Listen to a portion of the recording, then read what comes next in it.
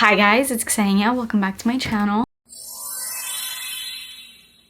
So today I'm going to be talking about some fragrances that will pretty much introduce you before you've even entered a room. If you want to leave an intoxicating scent trail everywhere you go, literally that meme from Tom and Jerry where Jerry is just like sniffing the cheese, except people are not going to be sniffing cheese because that's disgusting. They're going to be after that amazing scent trail that you're leaving. Then you're going to want to go for any one of these perfumes. They're going to give you that. These scents are like little love potions and you will just leave that amazing scent everywhere you go. These are all beast mode. Given that, that means that you're also going to get really great performance out of any one of these. So if you're in the market for a ultra strong scent that will give you all of that, then just keep watching this video. Please subscribe to my channel before we get into it and turn your post notifications on, and let's get started. First scent that will give you the most intoxicating scent trail ever is Versace Crystal Noir. Specifically, I'm talking about the EDT, which I have here. I used to wear this scent all the time back when I used to work at Target like 5 years ago. Every single time I would wear this, I would get compliments from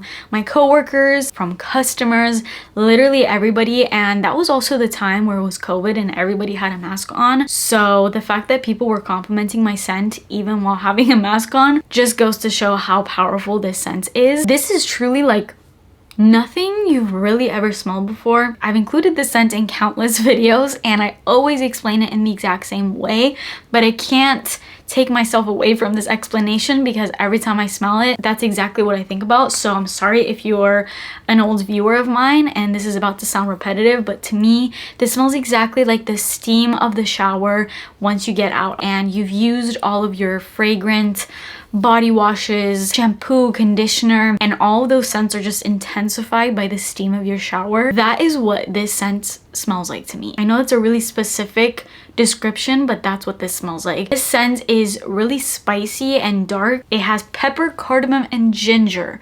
So a nice little trifecta of spice right in the opening. And then it has some white florals, which I'm normally not a fan of, but they work in here. So you got gardenia, you have orange blossom, and then you also have a little hint of peony, which is nice to kind of break up those white florals. It gives it a little warmth because I'm not really a fan of gardenia specifically, but it works in here. I smell it, but it works. And in the base notes, you get sandalwood, musk, and amber. The EDP version of the scent has coconut in it, where the EDT doesn't have coconut in the notes, but I fear it has coconut. I smell coconut in here for sure.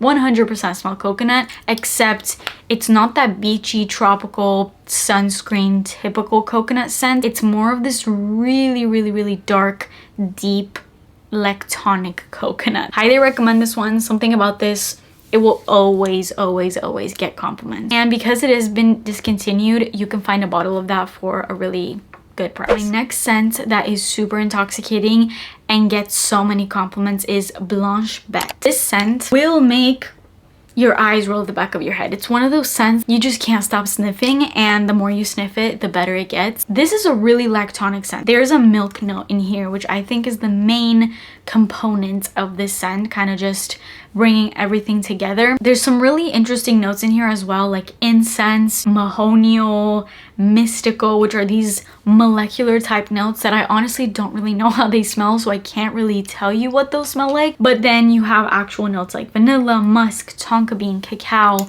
and the milk. So when you imagine all those notes with the milk combined, just think of this really creamy scent, but somehow it's fresh at the same time, a little bit musky. There's tuberose in here too. Don't really get a smoky vibe to this at all, which I would think would be coming from that incense.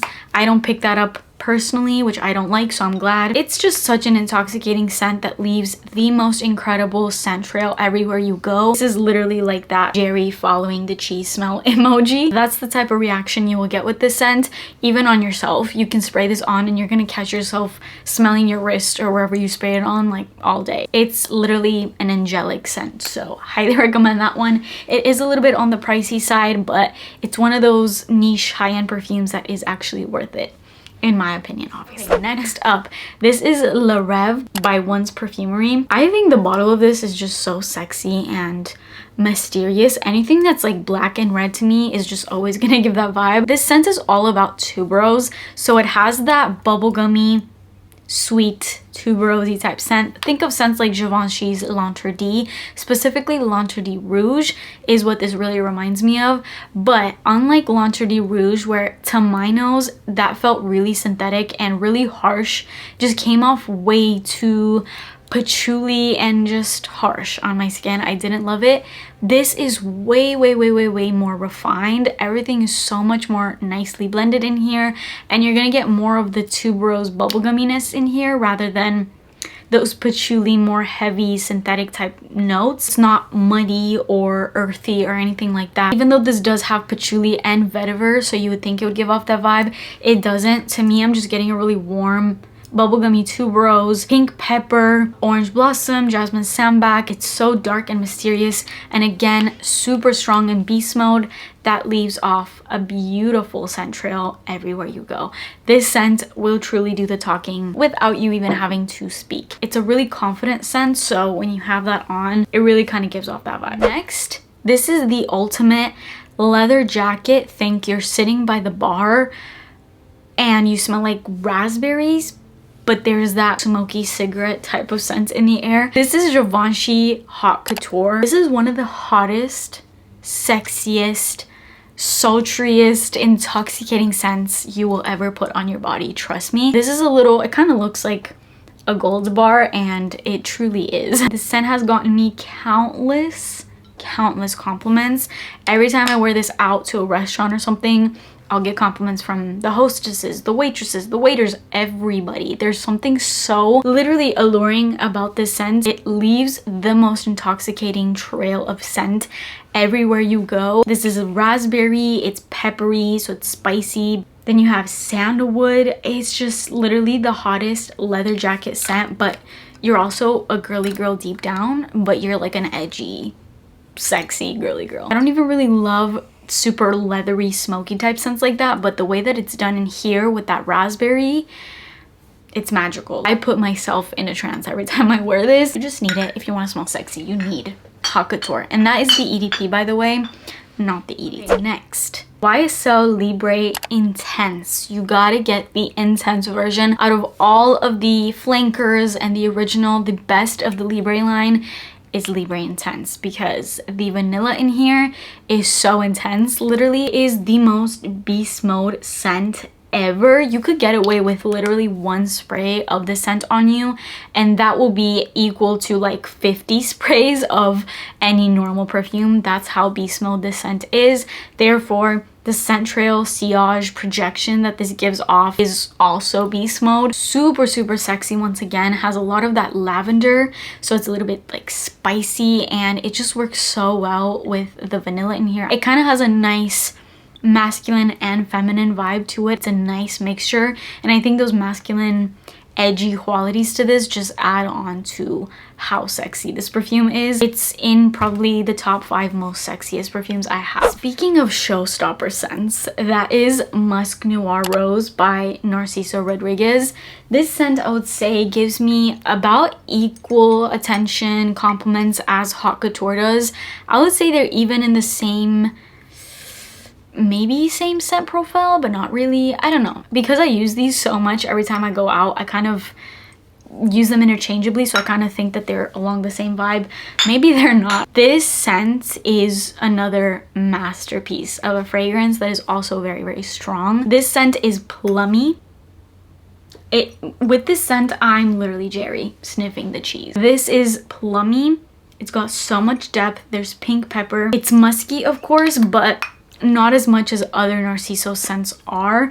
There is rose. It's literally called Musk Noir Rose, but it's Noir Rose. It's dark rose. It doesn't smell synthetic or overly mature. I'm not getting any of the original For Her by Narciso Rodriguez in this one, which I personally don't love because I find the rose in it to smell really dated, and I'm not a fan of that. I'm not getting that vibe in here at all. I think that's because of that plum.